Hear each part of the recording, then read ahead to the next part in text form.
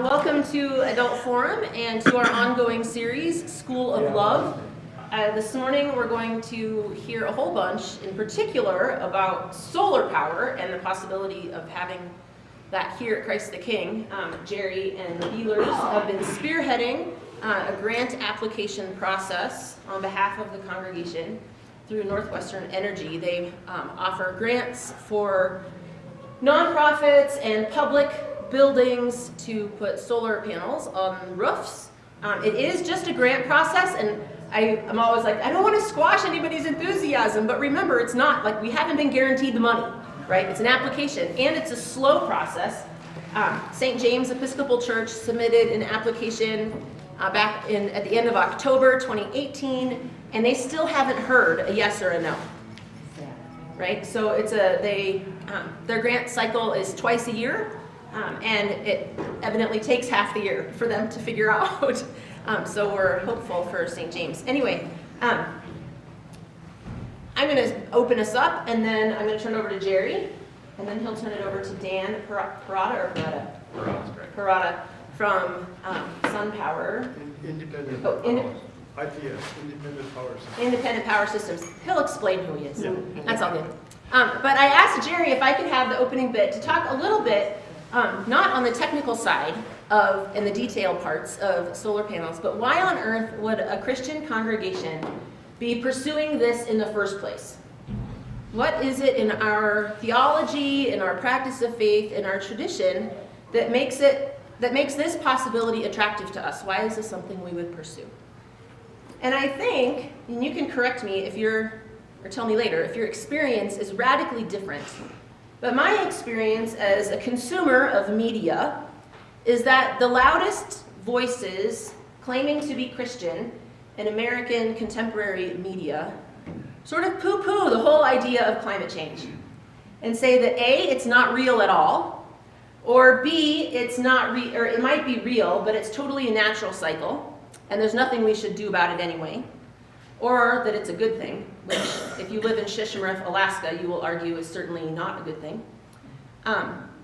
Or that everything is God's anyway, and so as humans, we don't really have any responsibility. Right? As ELCA Lutherans, we would say, hold on, to just about all of those premises. So I'm going to start with a reading from Psalm 24. The earth is the Lord's, and all that is in it, the world and those who live in it. For he has founded it on the seas and established it on the rivers. Right? So yeah, everything is God's, which, I don't know, when I own something, I like people to respect it and care for it, right? And then here is Genesis chapter 1.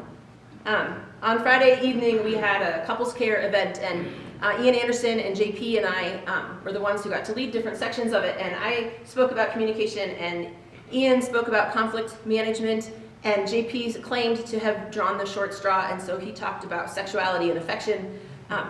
And he read a portion of Genesis chapter 1 as well, and pointed out that when God said, be fruitful and multiply, that really the first blessing is sex, right? Sorry, it was funny. We're all, yeah! So this is at the end of the first creation story in Genesis 1. God said, let us make humankind in our image according to our likeness. And let them have dominion over the fish of the sea, and over the birds of the air, and over the cattle, and over all the wild animals of the earth, and over every creeping thing that creeps upon the earth. So God created humankind in his image. In the image of God he created them. Male and female he created them. God blessed them, and God said to them, be fruitful and multiply, and fill the earth and subdue it, and have dominion over the fish of the sea, and over the birds of the air, and over every living thing that moves upon the earth. God said, see, I have given you every plant yielding seed that is upon the face of all the earth, and every tree with seed in its fruit, you shall have them for food. And to every beast of the earth, and to every bird of the air, and to everything that creeps on the earth, everything that has the breath of life, I have given every green plant for food. And it was so. God saw everything that he had made, and indeed it was very good. And there was evening and there was morning, the sixth day. And then God rested, because that was a lot of work. The history of Christian theology and biblical interpretation has not always done a great job when it comes to interpreting that word that gets translated from the Hebrew into the English as dominion. Because it's not a big leap, etymologically at least, to go from dominion to domination. Except in the Hebrew, that word is not all about total domination. It has to do with caretaking. And later on, God invites Adam and Eve to be in the garden, to till it, to care for it. And so part of our original vocation is to care for the creation that God made and put humanity in a unique position in, right? That we are responsible for what happens to creation. And so there are tons, especially in the last couple of years, of Christian resources, some of them particularly Lutheran, to help individuals and congregations to not only learn about issues of environmental stewardship, but to become more active in pursuing faithful stewardship, of caring for creation. I'm going to run over here. One of my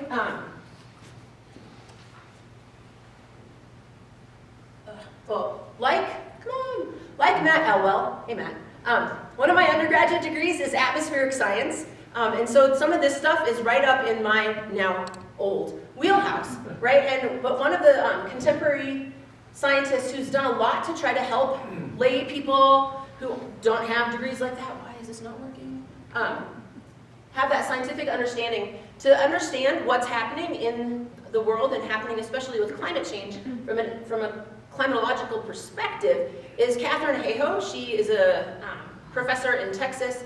She has a PBS series called Global Weirding, and I commend it to you. One of the things that I've heard her speak via, she streams in live. She's like, why would I come and fly to talk to you in Bozeman when we can just put my face on a big screen? Let's save the carbon. And she doesn't get on the airplane. But she talks a lot about how, as a Christian, for her, a big part of climate stewardship, of trying to work against climate change, is caring for her neighbor. Her husband is an evangelical pastor, and so she finds herself with a foot in both of those worlds conversationally, the scientific world and she's Canadian, but so the North American faith context. And she does a great job of explaining why Christians specifically should care. So this is her YouTube channel. That's Catherine Hayhoe. I commend her to you. We're not going to have time to watch one of the videos this morning. But she does a really good job of making the science pretty accessible when it comes to climate change. There is a whole organization called Lutherans Restoring Creation. They have a covenant for congregations, and there's all kinds of interesting things. Their subtitle is Cultivating Hope and Healing for All. Another organization, and I know there is, if any of you know Deacon Connie Campbell-Pearson at St. James, she is working on establishing a Montana branch of Interfaith Power and Light, which is a nationwide interfaith organization working towards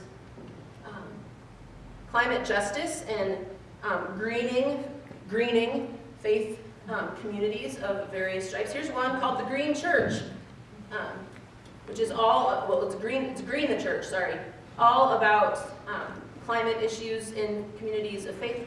And the ELCA even has, we have various social statements, and some of them get right to it when it comes to caring for creation. This is on the ELCA website. So I commend all of this to you as well. Does anybody remember Shelley Wickstrom, who was the previous pastor here? She now serves as the bishop of the Alaska Synod of the ELCA, and I decided not to go scrolling through her Facebook feed. But she has posted multiple articles and videos about a community near where she lives.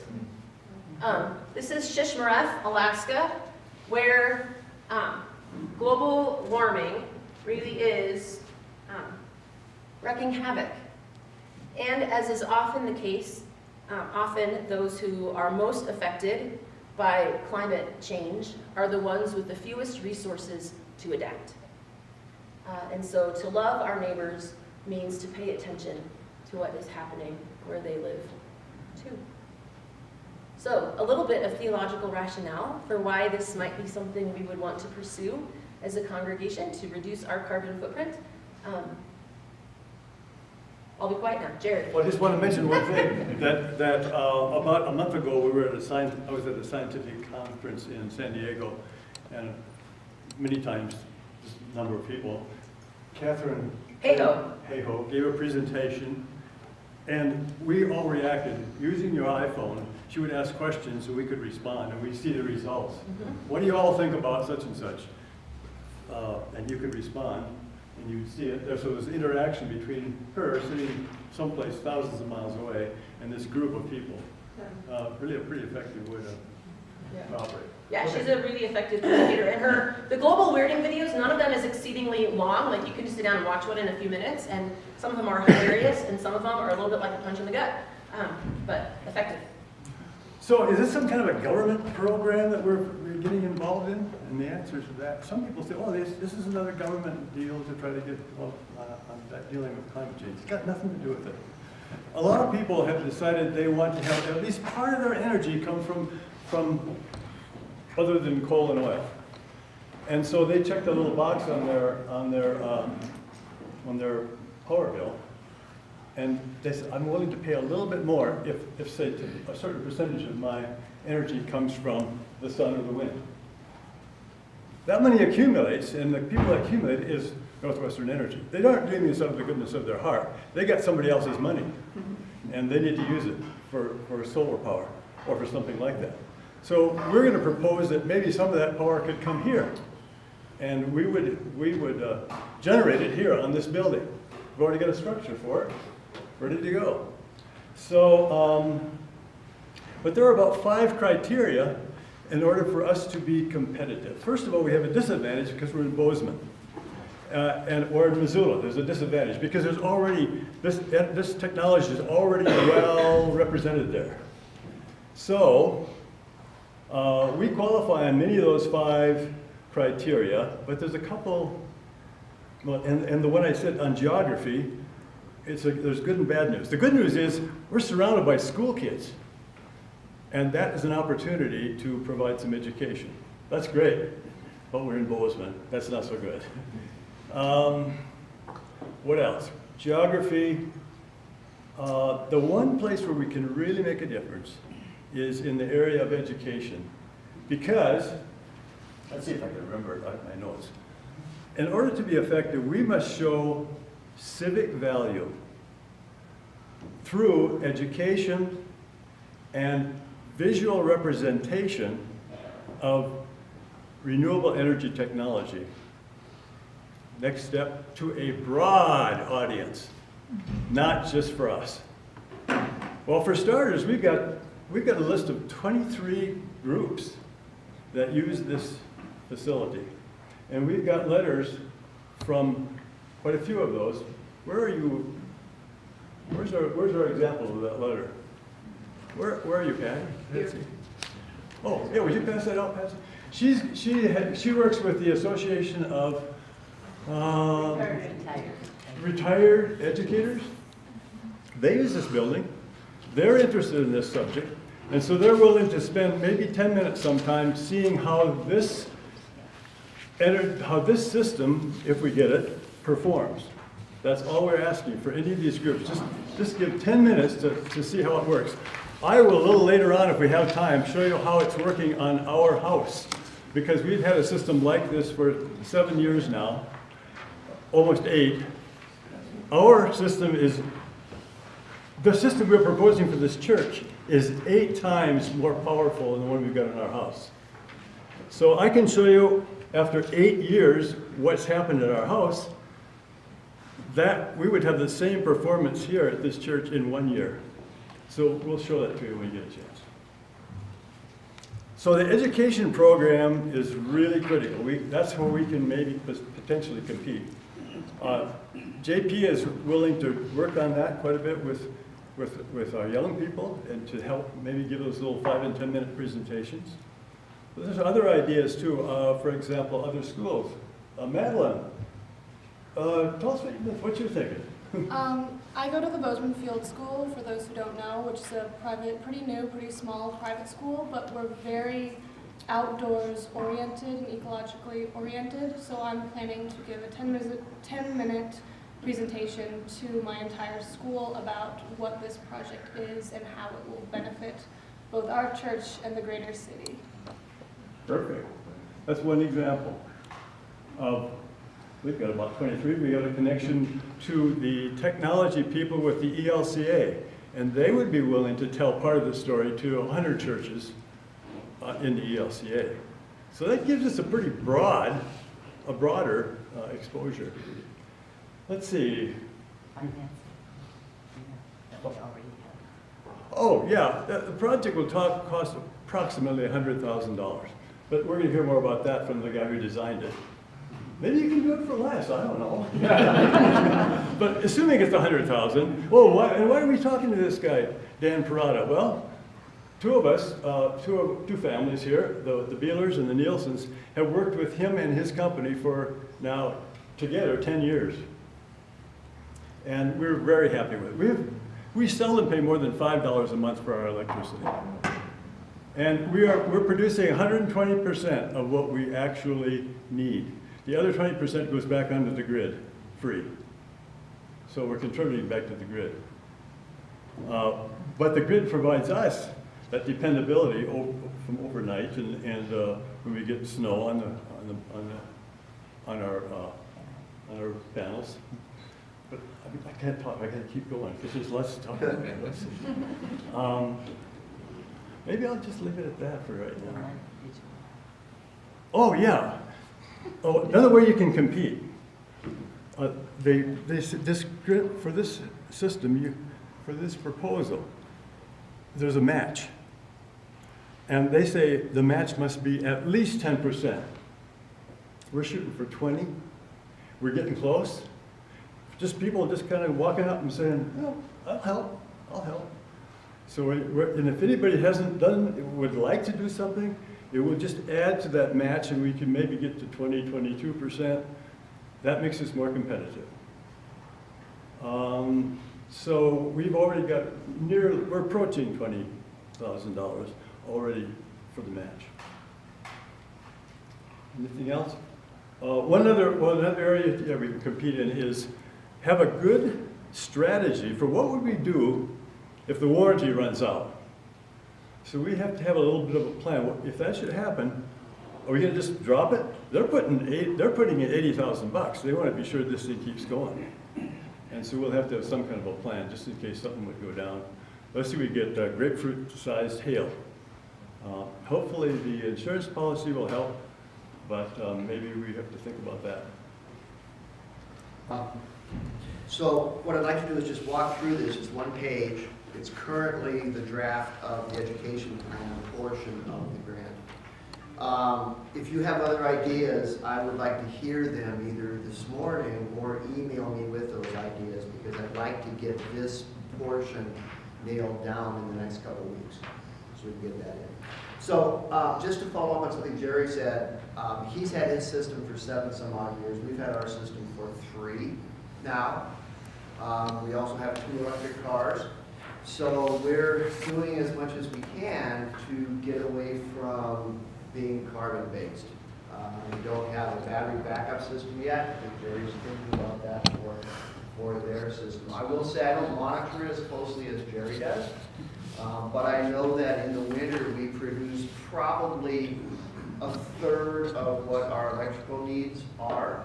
In the summer, we produce twice what our energy needs are. And so over the year, it really evens out, and we wind up probably doing what Jerry does too, which is 120% of what our electrical needs are. So it's very transparent. You don't even know it's working. You check on it periodically, but for the most part, it's simply invisible and it works on its own. Okay, let me just take a quick read through this. And again, any ideas you have, we really want to hear them. CtK is uniquely positioned in the Bozeman community to serve as an educational hub for information about solar power and renewable energy. Located in the fastest growing section of Bozeman, just across the street from a new middle school and a new high school, CtK will enthusiastically provide education about renewable technologies to the congregation itself, to the larger church body, the Montana Synod, to the local community, to business and community organizations, and to students and parents at the new schools. CtK is a congregation composed of roughly 250 members, most of whom are enthusiastic supporters of this program. The congregation already has pledges in excess of $20,000, more than 20% of the grant total, to support the solar installation, a clear indication of the extraordinary level of support. Additionally, ministry teams within the congregation have already started to put together educational and fellowship-based programs for a sun-powered multi-generational ministry plan. This will emphasize environmental stewardship for members of all ages, including but not limited to youth gatherings geared toward discussions of faithful Christian responses to environmental challenges, youth participation in the progress of the solar panel installation, including the equivalent of a groundbreaking service, the equipment and empowerment of youth to make announcements raising awareness of the project, a line item budget of $6,000, the amount of annual electric cost savings, to be allocated for a variety of mission work, the incorporation of at least one environmental care curriculum each year in Vacation Bible School, which draws participants from the surrounding community, featuring solar energy and the solar panels, and the development of videos highlighting the benefits of solar panels. Additionally, the Montana Synod enthusiastically supports CtK's solar program and will publicize it widely and often through their publications and meetings, which reach into every corner of Montana, and through the Crazy Mountain Cluster, which CtK hosts at least once a year. This program will be highlighted in Absaroka, Big Timber, Livingston, I spelled that, White Sulphur Springs, Big Sky, and parts of Wyoming. CtK is a major player in the larger social life of the Bozeman community, and as such, it will play a significant role in educating the public about environmental stewardship and the advantages of solar power. In particular, CtK hosts many local groups, including the Wilson Preschool, Love Inc., Family Promise Homeless Families Accommodations, HRDC Warming Center, Overflow Site, Montana Shakespeare in the Parks, Kaleidoscope Youth Theater, Toastmasters, Girl Scouts, Al-Anon, Big Sky Retired Educators Association, and many others. The high volume of individuals moving through the CtK facility demonstrates its potential as a major source of information about solar energy to the Bozeman community. Besides targeted meetings specifically addressing solar power, CtK plans to have an electronic display in its main entry hall that will reflect the energy being harvested by the system and the cost savings that result from that harvesting. Combined with the visible presence of the solar panels themselves, this will be a powerful educational tool for all of CtK's users. We will also seek out contacts with the College of Engineering and the College of Architecture at Montana State University in order to share the development and implementation of this program with current and future leaders of the engineering and architecture fields. Thus, the CtK solar project represents a unique opportunity to leverage the church's distinctive location and its extensive community connections into a distinctly visible and highly educational representation of renewable energy technologies to a broad audience, thereby adding a very high level of civic value to the project. So I tried to get in, as much as I could with respect to how we use this building and who the building could influence. So again, any ideas you have, anything you'd like to add or you think needs different emphasis, please let me know. Can't imagine anything that you could do in your life that would have more effect on more people for more generations than deciding to go carbon free on your energy.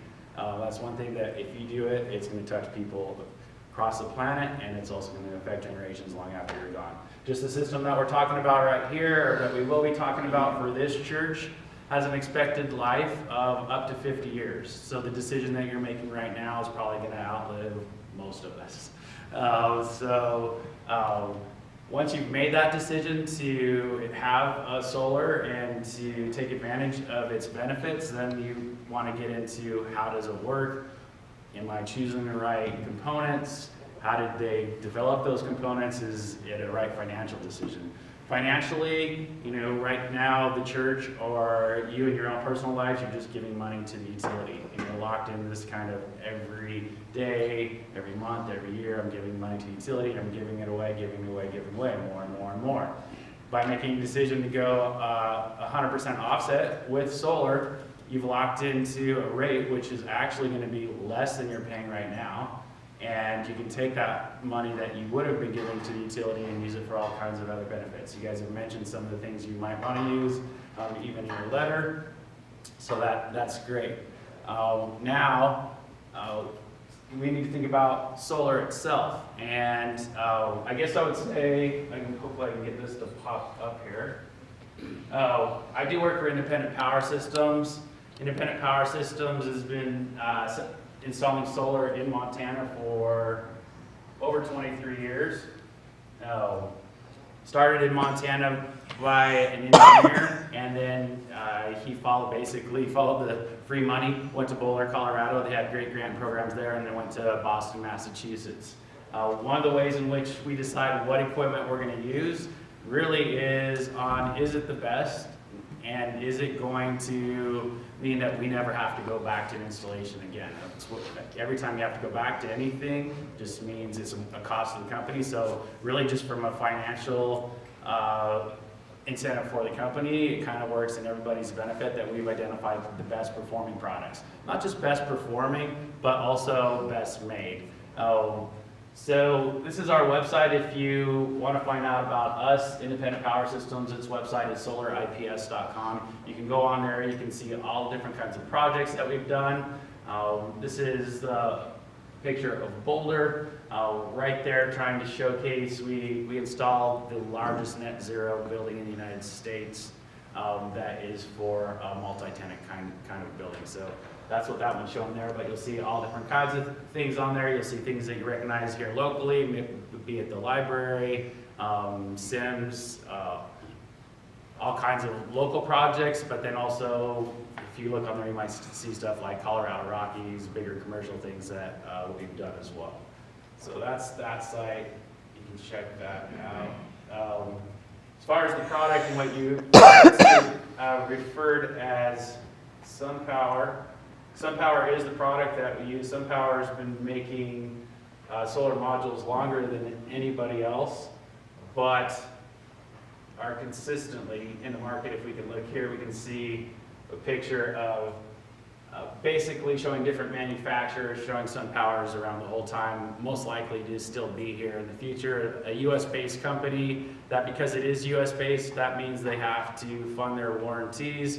And so they take a certain percentage of that money, and that money will be there long after SunPower is, if SunPower were to disappear for some reason. But as far as the technology itself, let's see if I can step back. Just a basic overview presentation from SunPower. Yeah, that's interesting. I guess just one of the main things I want to point out is that it is the #1 selling module in the United States. It's the #1 selling module if you look on here, because it is the best. It produces more energy per square inch than anything else. So if you've seen a plane flying across the United States or the world, or a hydrofoil boat traveling solar powered, satellite solar powered, it's always SunPower, and that's because of its reliability and its power density. And then because of that, it makes a great financial decision, and you find out that most of the larger corporations within the United States pick SunPower. This is just kind of backing that up. In addition to the production of it, if you look, SunPower is the only company that is certified cradle to cradle. So what does that mean? That means they've actually thought about what goes into the manufacturing process. How is that manufactured? Is it manufactured in a safe way? You can always find less expensive solar modules out there, but they're less expensive for a reason. They're more toxic, they produce more, not environmentally friendly, we'll just say that.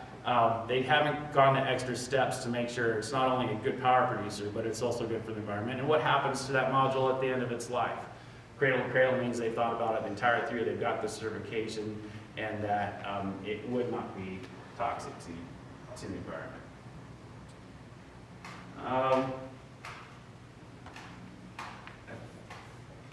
I think that's good enough on there. I'll just explain to you a little bit about the technology difference so that you can understand how is it the best. So basically what we have on here, these are 2 sun power cells and these are 2 conventional cells.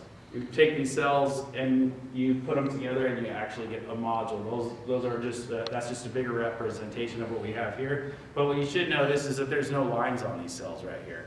And you'll see little lines in here. These lines create shading within the cell. They also mean that there's less surface for that solar cell to produce energy. So that's why sun power produces the most energy, because it has the most surface space to do it. Well, they had a patent on that, and there's one company that's kind of made the same looking cell, but it's not as robust.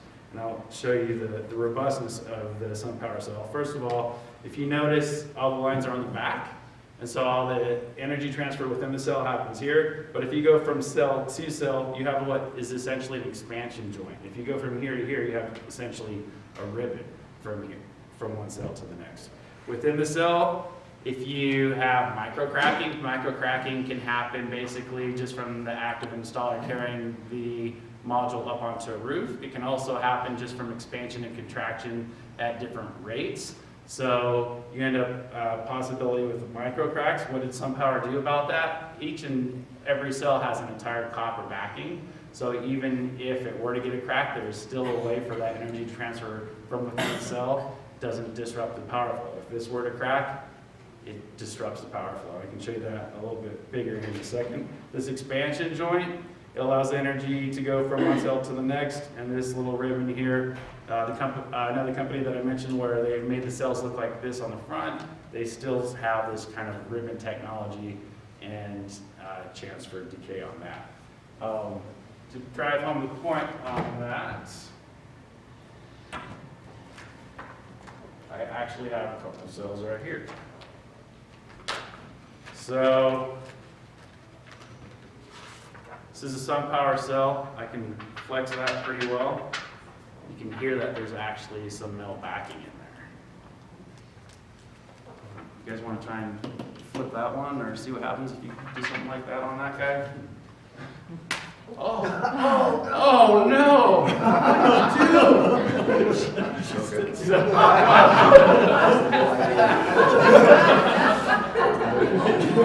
All right, you're set up for that one. Basically, what that's just to illustrate is when that cracks, there's no way for energy to transfer from that cell. You want to try the same thing on that one?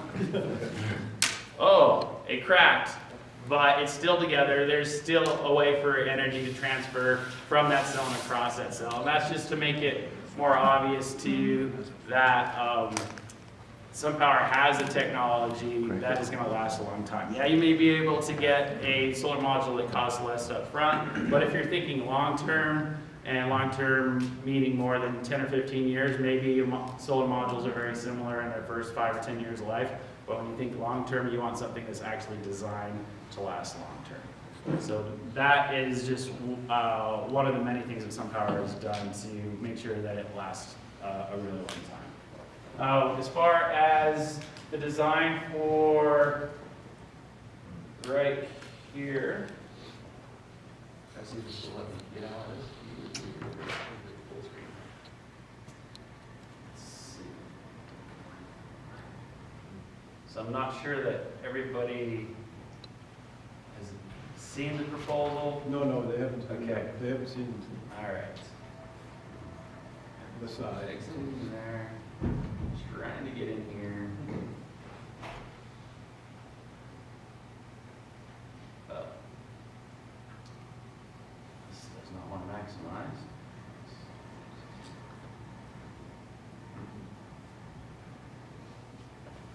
So this is one representation that one of the designers in Colorado did for us. You can see that there's plenty of roof space here on the church. The church is really ideal building for a solar installation. That roof space is perfect. This is just one illustration. It could be that the actual installation goes all the way across on both sides. There doesn't necessarily have to be clustered in that spot, but you have plenty of room. That brings up another issue of if you wanted to go larger in the future, you could. And all that energy is transferred to the utility and then used as you need it. The reason for that size is showing that basically we have 100% offset of the current usage, and then this is showing the basic initial cost. So really when I'm talking to most people or even to commercial installations, we're looking at that figure and that figure makes sense. Like it financially makes sense to do this. The payback is great, the return on the money is great. What you guys are looking at is a grant. And a grant is going to take something that is already good and reduce that initial outlay by 80%, essentially. So the payback is even faster. There's been some mention of the different criteria that are needed to be met. There's 5 different ones, and I'm sure you guys can talk about that more. And maybe there's a disincentive to being in Bozeman or Missoula because I almost have to laugh, because of higher concentrations when the entire state is less than 0.5% basically. But somehow the utility says, hey, we have too much installation in Bozeman, so we want to put it elsewhere. I understand the need to make it geographically dispersed, but one way to overcome the disadvantage, I guess, of having high concentration here is that minimum requirement is 10%. So they want to see at least 10% from the individual submitting for a grant. And by saying, hey, we're going to submit 20%, you've essentially leveled the playing field, or you've received more points in your evaluation, so that Bozeman, even though we're in Bozeman, you should still have a good chance at getting that grant. I would say the grant process, or how they award the grants, doesn't always come back to we're going to fund 100% or 80% of what you're asking for. It might be they make a decision, hey, we actually like all these submittals, and we're going to go ahead and give a little bit of money to each one. So be prepared for them to come back and say, hey, we can't give you 80%, but maybe we can give you 60% so that we can fund these other programs.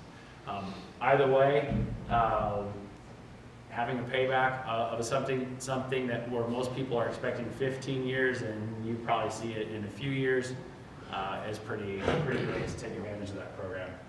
I'm not sure this has any other interesting, but I thought maybe some of you hadn't seen it. Then I'll just show you one other possible design from one of our programs that we use, showing a different possible layout. Basically what that shows you, the different colors on there, is the intensity of the sun on the building. So the lighter the color, the better the position it is for a solar array. But if you look on there, even something that's faced fairly north would still produce energy. You could put all this in that dark orange area and it might produce less energy, but if that was the only place you had, that would still be a good location, or it would still produce energy. I think that's basically it for the gist of the technology. If you guys have any questions, I'd be happy to. If you got the grant, are we on our own as far as contracting and specs? Because I suspect that every SunPower, there's 4 other ones that will stand there and say the same thing. So are we on our own when it comes to contracting? So we are the installer, and so we're the local installation company. We've just chosen to use SunPower because it is the best. No, but if we got a grant, does Right. not much energy get involved at all in the procurement? No, That's strictly our own. right, yeah. Our own specs, our own inspection, our own whatever. Yeah, so basically the way an installation works for anybody is we will come do the installation, the inspector will come inspect the work after we've passed inspection, and we'll submit to Northwestern Energy for you for a net meter, and then that's the only part that Northwestern actually ever plays is the installation of the net meter. But I can tell you one brand not to buy because I put it on my RV and it all failed in 5 years, so. Yeah. All right, so this one has a 25-year, 100% warranty on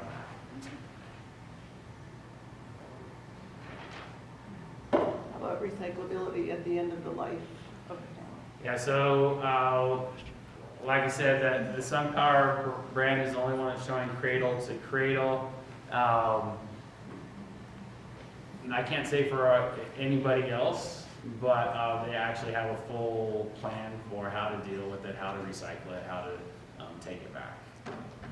When they fail, do they, I mean, when they kind of reach the end of their lives, does that happen all at once? So would we be looking at an entire new, or is it one or two drop off at a time? Sure. So modules, when they're installed, the first day, the first year is the most energy they're ever going to produce.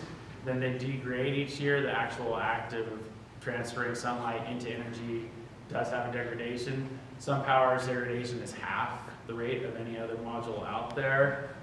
So over time, even when they consider their end of life, you're going to be at over 85% of what they produce day one. So they're still producing a lot of energy. As far as, I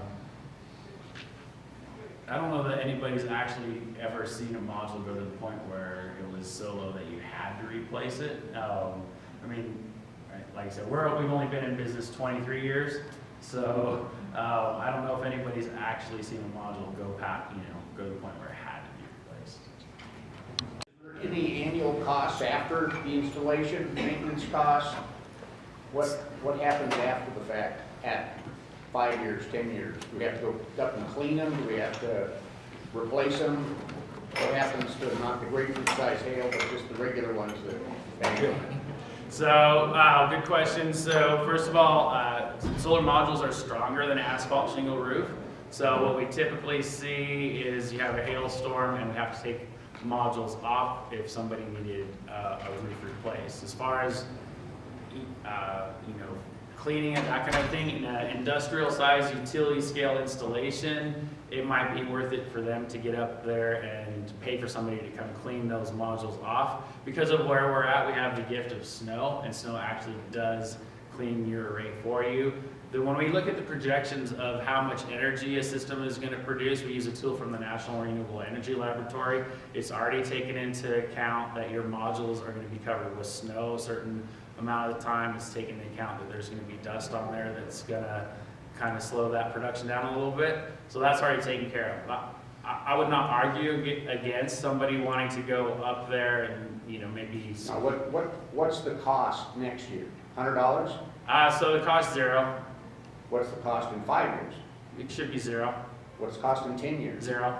Okay, so there's no maintenance to it. So there's no maintenance to it. The thing is we're in an industry-wide transition. So in the past, we've had different types of inverters, and inverters are typically, they would take the energy from the solar module, changing it into a form that you can use in your home or in your building. And before we've had what are known as string inverters, and so that looks like a box hanging on a wall and takes that energy and switches it.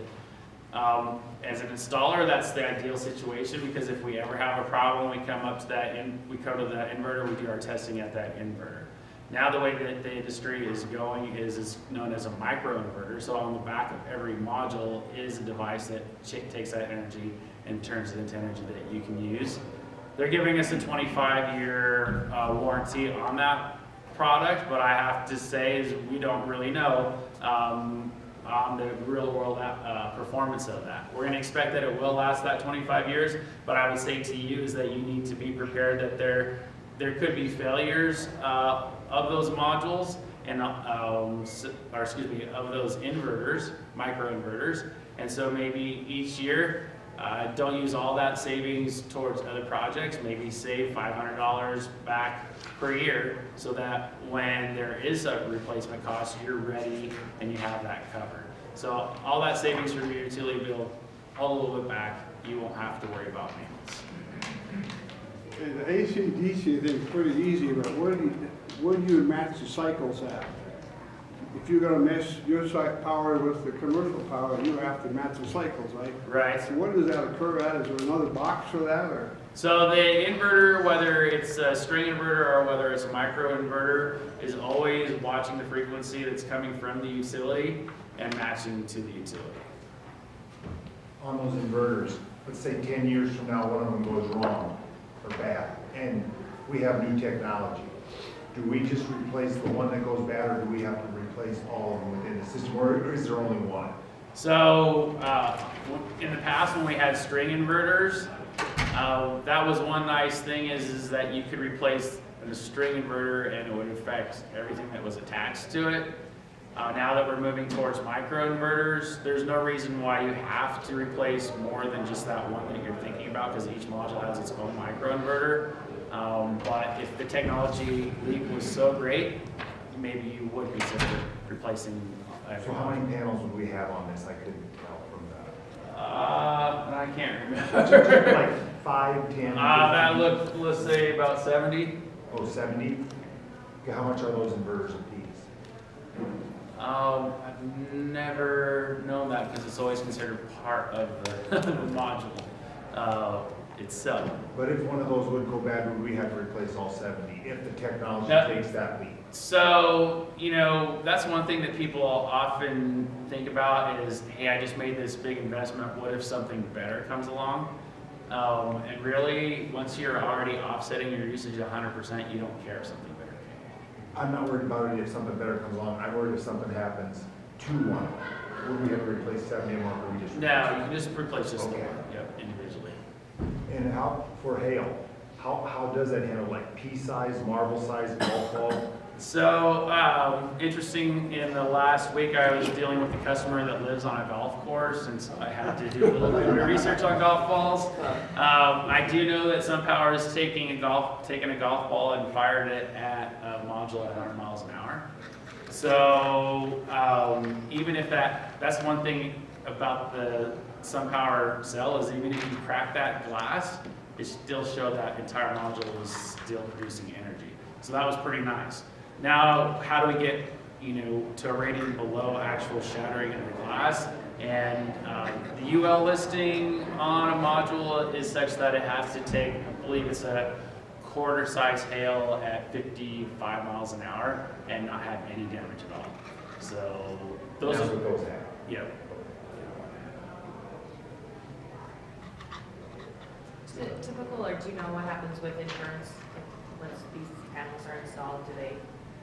So the insurance question, normally people are worried about how my rate's going to go up on my home kind of a thing, and no, they won't. There are some people that try and save money on insurance and end up with a home that is underinsured. So if you're required to have 80% of the home value insured and you don't, you are going to have an increase in your premium until you get to that 80%. So that's something to keep in mind. Is a rate structure that we get to favor solar power, is that subject to something people in Helena might change tomorrow? We kind of have a little political. So right now, in front of the Public Service Commission is a rate request from Northwestern Energy to raise all of our rates. And part of that is a change to net metering. So a net metering change could be happening as soon as May, but that is looking at residential installs.